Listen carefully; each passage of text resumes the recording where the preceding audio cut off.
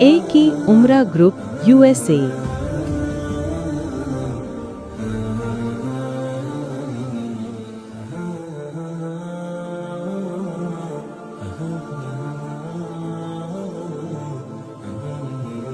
Arafah كلها موقف between Arafah in the entire area is a place where you can stand, because this is part of Hajj, right? One of the most important pillar in Hajj is Arafah. A lot of the aspects of Hajj you can make up if you miss it, but not Arafah, right? So you can imagine if you pass like there's a huge piece of land, because this needs to fit about 3 million plus people every year, right? Now, mountain Rahma is usually a monumental thing that in Arafah, because this is where the Prophet ﷺ stood to give his final ceremony, right? In Hajj, his final ceremony was in Hajj, like on that mountain right there. You notice it's not a big mountain, right? It's pretty small. So he got up there, but you have to understand the reason he got up there is because he was projecting to the crowd. He actually had about a few thousand with him on that Hajj. When he said, I'm going to go for Hajj, you can imagine all the Muslims want to go to Hajj with the Prophet ﷺ. And he actually instructed them, and he said, like, do as you see me do. And so this was the one Hajj where you don't have to stand on this mountain. But unfortunately, some people think they got to stand down there. And if you ever look on TV, it's always packed, right?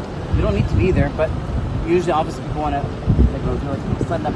Young people, fine, they'll go there, right? But subhanAllah, sometimes you find elderly, they climb up there and I'll give them energy.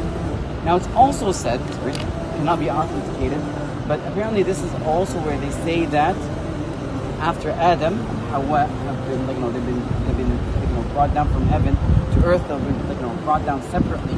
It was said that they found each other on this area, right? Of course, the authenticity we cannot, but it's just one of the stories that I usually mention.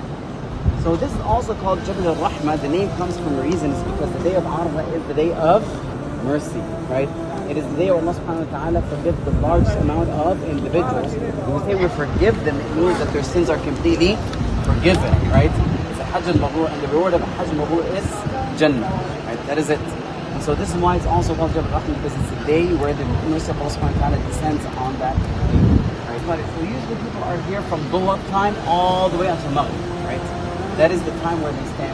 And so it's in a full day, especially if you think of the summer, it's a very long day. And so people tend to spend their entire day between standing in prayers, dua, and so forth. There's nothing to do in the summer.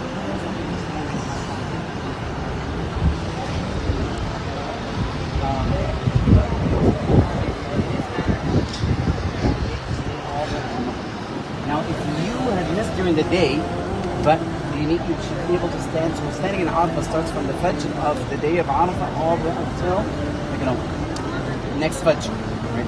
24 hours.